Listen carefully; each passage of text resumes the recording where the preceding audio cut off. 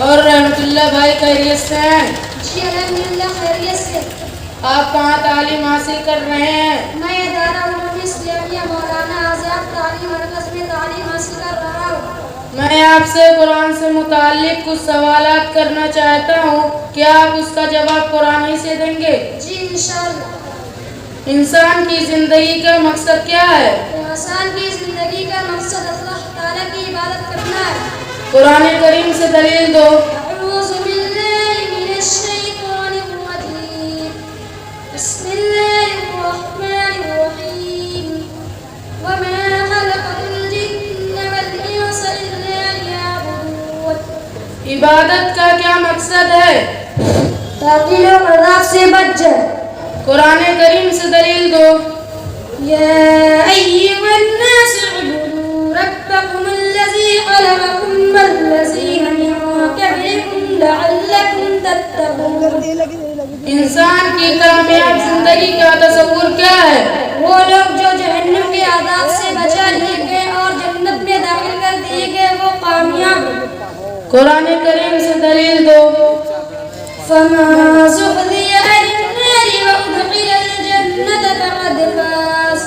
انسان کی ناکام زندگی کا تصور کیا ہے؟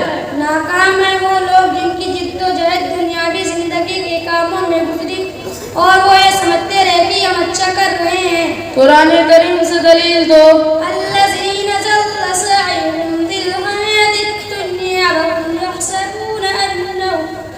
وَهُمْ يَحْسَبُونَ أَنَّهُمْ يُحْسِنُونَ صُنْعًا۔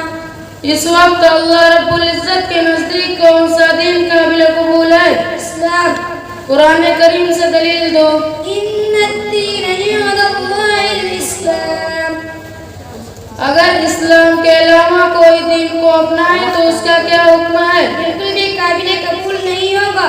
قرآن کریم سے دلیل دو۔ وَمَن يَبْتَغِ غَيْرَ الْإِسْلَامِ دِينًا فَلَن يُقْبَلَ مِنْهُ۔ کیا اللہ رب العزت نے ہمیں والدین کے لیے دعا کرنے کا حکم دیا ہے؟ جی ہاں بالکل۔ قرآن کریم سے دلیل دو۔ وَاخْفِضْ لَهُمَا جَنَاحَ الذُّلِّ مِنَ الرَّحْمَةِ۔ کیا اللہ رب العزت نے ہمیں والدین کے لیے دعا کرنے کا حکم دیا ہے؟ جی ہاں۔ قرآن کریم سے دلیل دو۔ وَقُلْ رَبِّ ارْحَمْهُمَا كَمَا رَبَّيَانِي صَغِيرًا۔ ماشاءاللہ آپ نے بہت اچھے طریقے سے مکمل و مدلل جواب دیا۔